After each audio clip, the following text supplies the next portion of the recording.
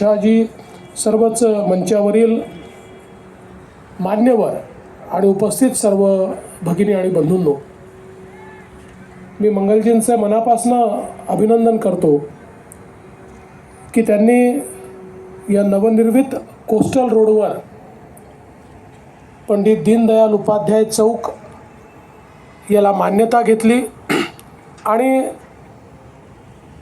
स्वतः लक्ष घातलं.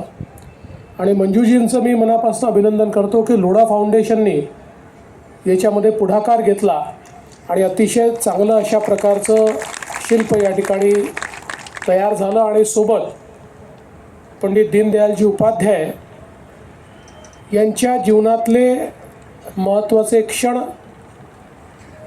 महत्त्वाचे विचार हे देखील त्या निमित्ताने या ठिकाणी अंकित झाले.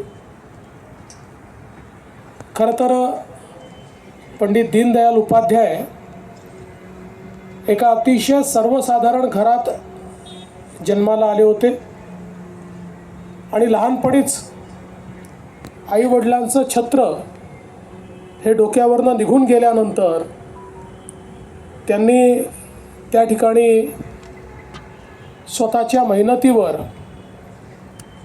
आपलं व्यक्तिमत्व उभं केलं. अतिशय मेधावी अशा प्रकारचे ते विद्यार्थी होते. त्यामुळे चांगल्या प्रकारचं शिक्षण घेतलं. हे शिक्षण घेतल्यानंतर त्यांच्या नातेवाईकांची इच्छा होती की त्यांनी नोकरी करावी,